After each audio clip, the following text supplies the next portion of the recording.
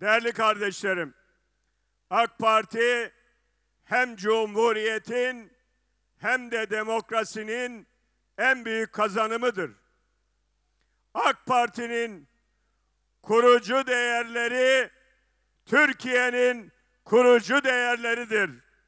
AK Parti ortak aklın, ortak vicdanın partisidir. AK Parti yeni Türkiye, büyük Türkiye, güçlü Türkiye hayalini gerçeğe dönüştüren partidir. Türkiye'nin itibarını yüceltmek, vatandaşımızın itibarını yükseltmek için çıktığımız bu yolda durmaksızın, yorulmaksızın koşmaya devam ediyoruz. Milletten aldığımız dualarla, desteklerle bu yola çıktık. Aynı kararlılıkla yolumuza devam ediyoruz. Bizim için asıl olan yoldur. Bu kutlu yolda omuz omuza birlikte olmaktır. Bu çatının altında Türkiye bir bütündür. Burada bölgecilik, burada hemşehricilik, burada kavmiyetçilik ve kabile kavgası asla yoktur. Gençler,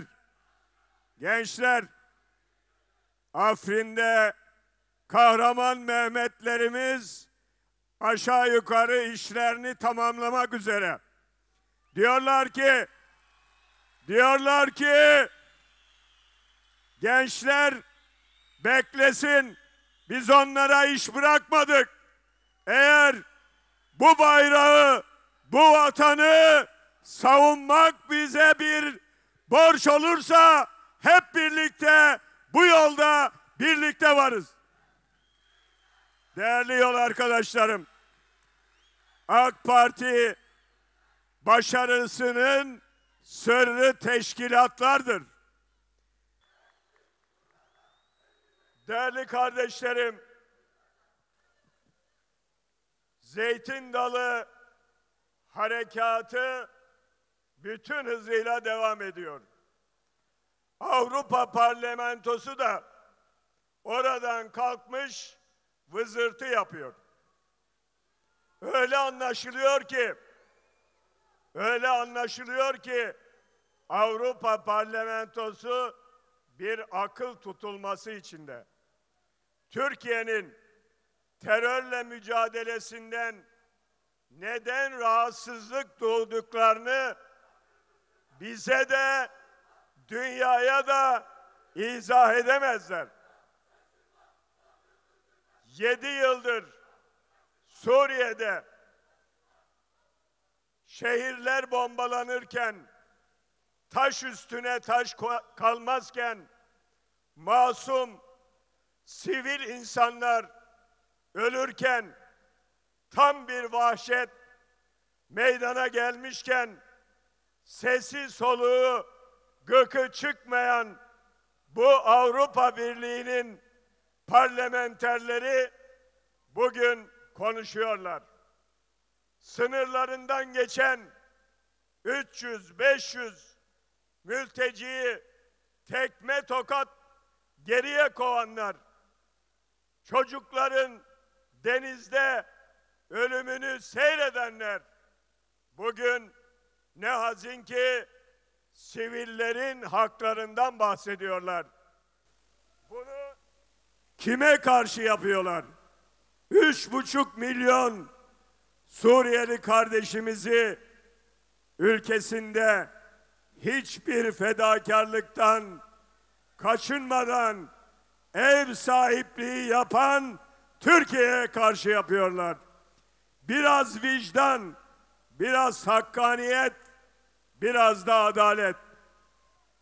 Afrin'de PKK, PYD, DAEŞ terör örgütü oradaki Araplara, Kürtlere, Türkmenlere zulmederken masum insanları öldürürken bunlar neredeydi?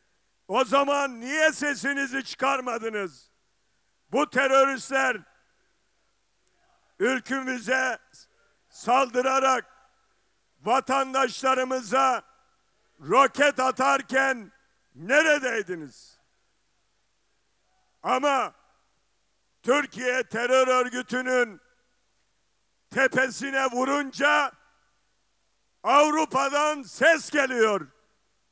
Onlar feryat ediyor. Avrupa değerleri sizlere terörün yanında değil, Türkiye'nin yanında olmasını söylüyor.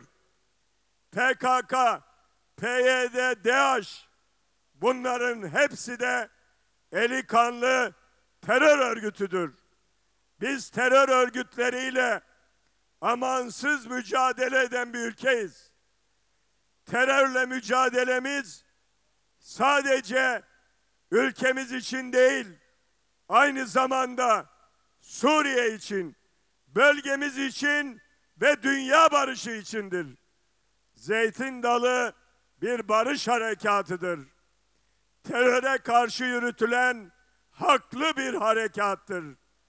Ülke sınırlarımızın güvenliği, vatandaşlarımızın can ve mal emniyeti için yapılan bir harekattır.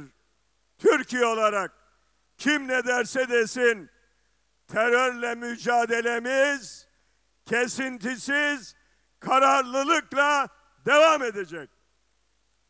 Bölgemizde barışın, güvenin, huzurun sağlanması için ne gerekiyorsa onu yapacağız. Münbiş'te de, Fırat'ın doğusunda da terör örgütünün varlığını kabullenmemiz asla mümkün değildir. Mutlaka o bölgelerde terörden kurtarılacaktır. Sınır boylarımızda terör odaklarının varlığına asla izin vermeyeceğiz. Kahraman Mehmetçiğimiz, Özgür Suriye ordusu bölgeyi karış karış tarıyor ve terörden temizliyor. Konuşmalarından dolayı teşekkür ediyoruz. Değerli hemşehrilerimiz, günün anlam ve önemine binaen